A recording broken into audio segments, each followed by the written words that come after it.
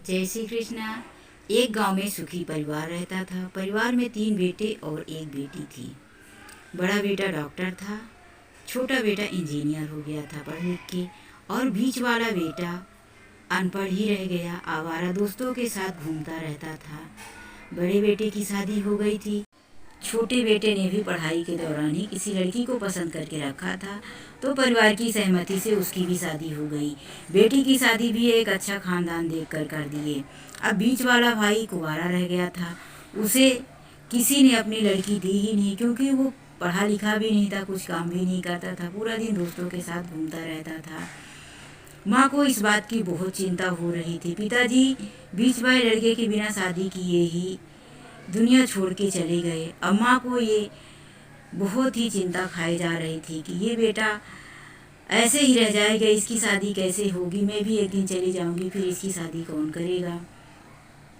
दोनों भाई आपस में अच्छा मेल जोल रखते थे और उस बीच वाले भाई को ध्यान नहीं देते थे। उसे आवारा, पागल, गवार कहकर भगा दिया करते थे। उसे अपने बीच में, अपने साथ में बैठने नहीं दिया करते थे। उसे बोलते थे कि ये आवारा दोस्तों के साथ घूमता रहता है, हमारा नाम खराब करता है। और उधर बहन भी आती थी तो अपने दोनों भाइयों से अच्छी तरह से मिलती थी, और बीच वाले भाई को आवारा, गवार कहकर इग्नोर कर देती थी। उसके साथ बातें नहीं किया करती थी, उससे बैठती नहीं थी, उसके साथ मेल जोल कम रखती थी, क्योंकि वो कुछ कमाता नहीं था और बहन को कोई गिफ्ट भी नहीं दे पाता था। बड़ी कोशिशों के बाद एक गरीब परिवार की अनपढ़ लड़की के साथ बीच वाले बेटे का विवाह हो गया। विवाह होते ही बीच वाला लड़का सुधर गया और मजदूरी करने लगा, क्योंकि वो पढ़ा लिखा तो था नहीं कि वो कोई ऑफिस या अच्छी नौकरी ढूंढ पाए, इसीलिए वो मजदूरी करने लगा। उसके दोस्त उसको बुलाने आते कि मेरे साथ घूमने आओ, जैसे कि पहले साथ में घूमा करते थे, तो वो मना कर देता कि पहले मैं अकेला था, लेकिन अब मेरी शादी हो गई है, मेरे ऊपर जिम्मेदारी आ गई है, अब मैं काम करने जाता हूँ, अब मैं घूमने नहीं आऊँगा। इसी तरह से वो रातों दिन कड़ी मेहनत करने लगा और अपना और अपने पत्नी का खर्चा निकालने लगा। दोनों भाइयों ने सोचा कि ये अब तो इससे ज़्यादा कमा नहीं सकता, ये गवार का गवार ही रहेगा, इसके साथ रहने से हमारी बेइज्जती होती है, लोग हमें एक गवार मजदूर का भाई कहकर बुलाते हैं, इसीलिए हमें इसको अलग कर देना चाहिए और हम दोनों को अलग हो जाना चाहिए। तो भाइयों ने एक दिन समय निकाला और माँ को बोले कि माँ, हमें अपने ज़मीन का बंटवारा चाहिए, हम अलग होना चाहते हैं। माँ बोली, बेटा जैसी आप लोगों की मर्जी। भाइयों ने वकील को भी बुला लिया और बीच वाले बेटे को भी बोल दिए कि बेटा आज तुम काम पे मत जाना, आज जमीन जगह और घर का बंटवारा है, तुम भी बंटवारे में शामिल हो जाओ। और बहन को भी बुला लिया।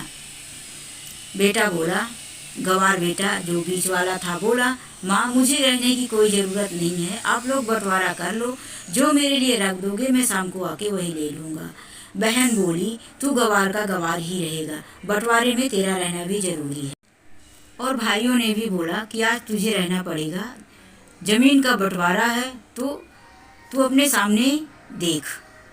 इस तरीके से सभी लोग दबाव देने लगे और वो रुक गया। फिर वकील ने सारी जमीन और घर को देखने के बाद बोले कि 10 बीघा जमीन और ये घर है, इसमें किसको कितना देना है वो बता दो तो तीनों के नाम कर देता हूँ।